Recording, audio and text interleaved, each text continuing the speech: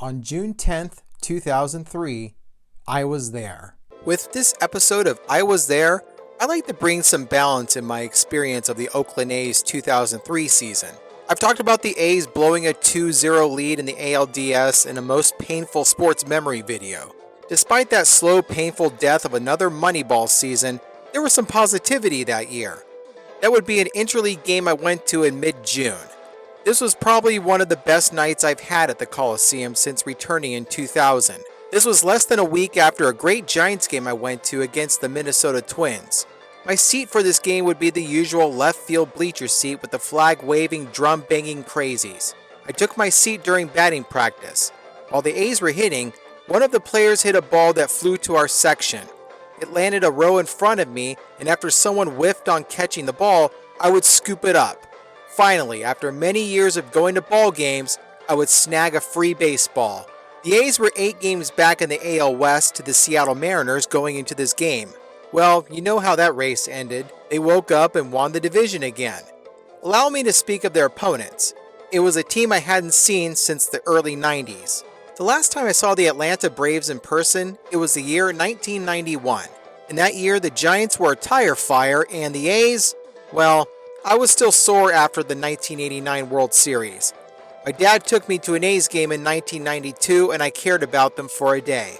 But I found another team to watch here and there thanks to the old WTBS Superstation broadcasting Atlanta Braves baseball. When the Braves were having that improbable worst to first run in the 91 season, I would get behind them. It was easy to do because while the Braves were pennant contenders in the 91 and 92 season, the Giants weren't and were on the verge of moving to Florida. Then the 1993 season happened.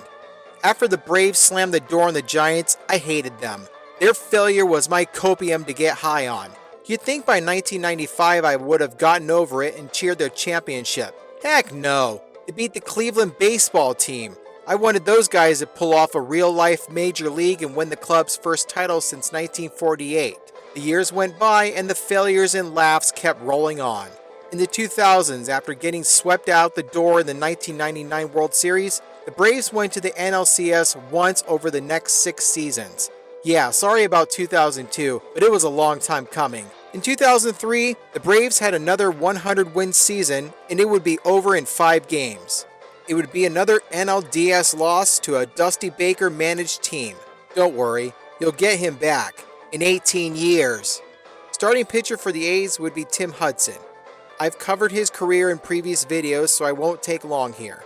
In the 2003 season, he would post another double-digit win total, and his ERA for the season went down a bit. He would also lead the league in shutouts and finish 4th in the AL Cy Young voting. Starting pitcher for the Braves, well, isn't this a coincidence?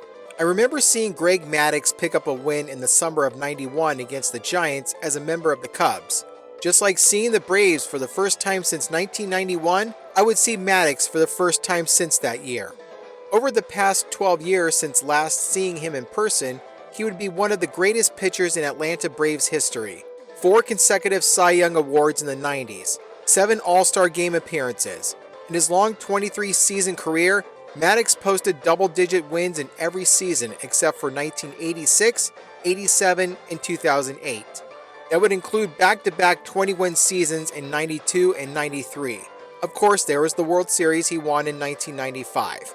Long story short, the guy had a Hall of Fame career and would rightfully be inducted in the Baseball Hall of Fame in 2014. This would be Maddux's last season in Atlanta. In the first inning, Hudson would be tested early. With 1 out, Marcus Giles hit a double to center. After Gary Sheffield popped out, Hudson walked the next 2 batters named Jones. Chipper was given a free pass, while Andrew would be walked the old-fashioned way. Robert Fick hit one back to the box, and Hudson got out of the jam. This game would be filled with quiet moments, such as the bottom of the first and the top of the second. In the bottom of the second, someone would get on the board. Erubio Durazo led off with a single to center. Next, Jermaine Dye would ground into a double play. I'm sure Dye will come up big later, who knows. Until then, Eric Chavez will do for now. Maybe pick up something that you were showing during batting practice. Eric Chavez runs one to right field, and that one is on the ledge and gone. A solo homer for Chavez.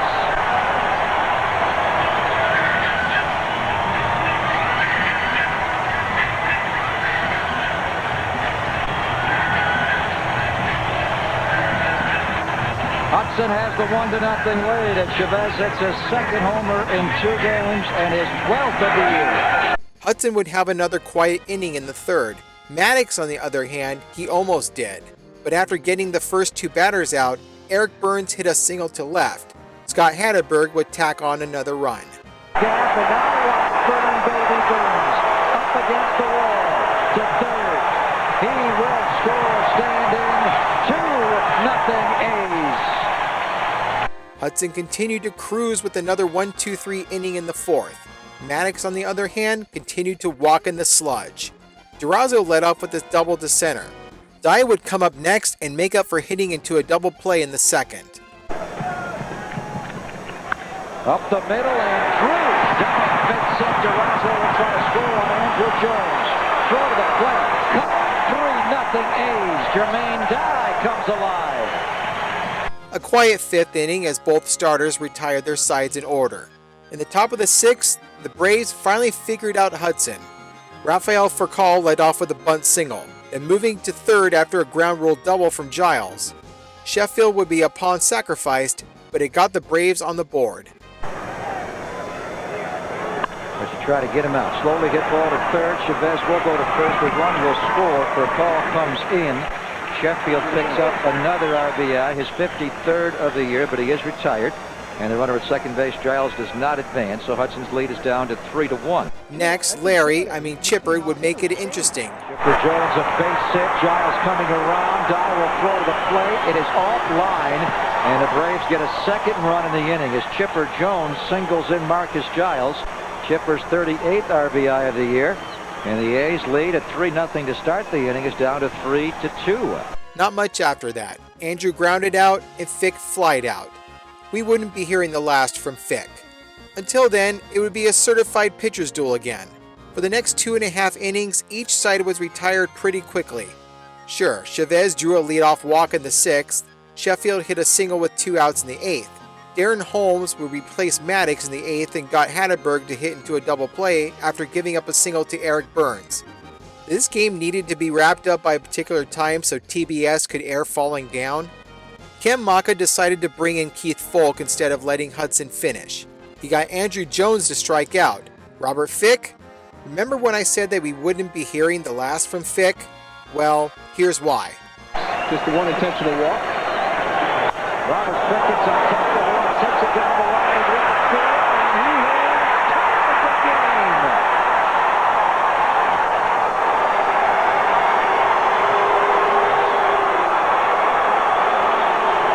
Another heartbreaking no decision for Tim Hudson. Thankfully, that's all that happened. With Ray King coming in to pitch for Atlanta in the 9th, you'd think Durazo, Dye, and Chavez would get a rally going, but they didn't. Time for extra innings. For the most part, the extra frames ran surprisingly quick. Folk would pitch another inning and set the Braves down in order. Wait, what was that? There was an awesome catch that ended up being the #1 play on the SportsCenter Top 10 that night? Well, show it. 2-2 pitch. Ball flips it foul. There's Chavez coming over into a slide.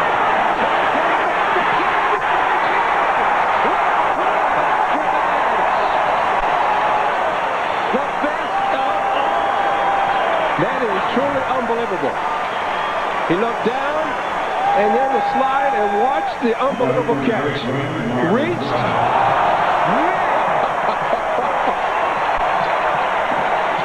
That is unbelievable. Wow. Just can't describe it. Man, that was great. Kevin Grabowski replaced King on the mound for Atlanta and had a painless inning in the 10th. In the 11th, it continued to be a pitcher's duel. Chad Bradford came in for the A's. Jung Bong, cool name by the way, would come in for the Braves. Both retired their batters in order. Bradford did the same in the 12th. The rate Bong was going in the bottom of the 12th, you'd think he was going to slither away cleanly. He got Durazo looking, but Jermaine Dye wasn't going to have that. Cue the kiss? Okay, roll it. But it has to go around the plate to get there.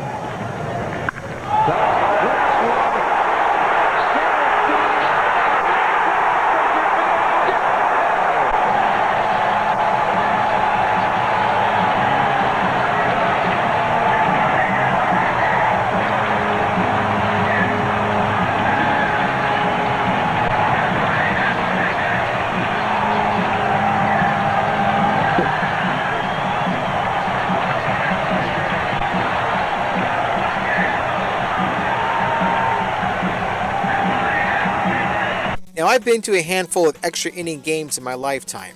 Only 3 of them I went to had gone 12 innings or longer, including this one. A Giants game I went to in 1991 versus the Expos went 13 innings.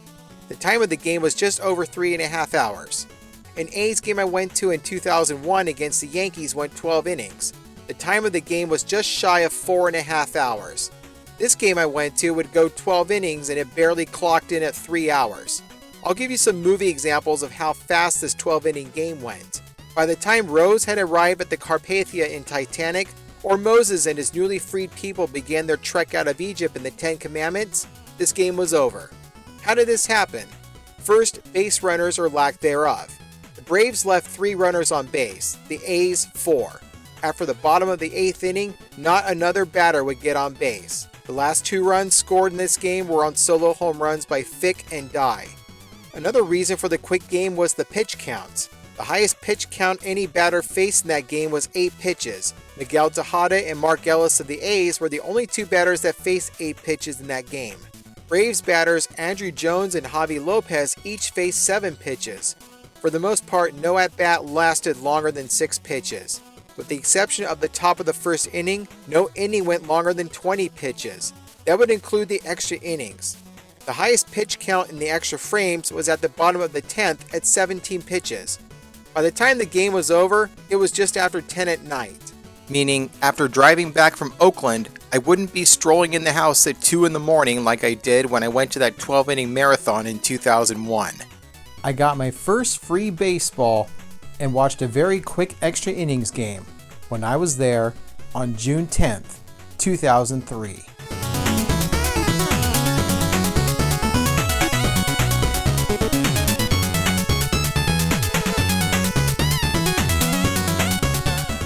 Trying to pull an outside pitch. Can't do it.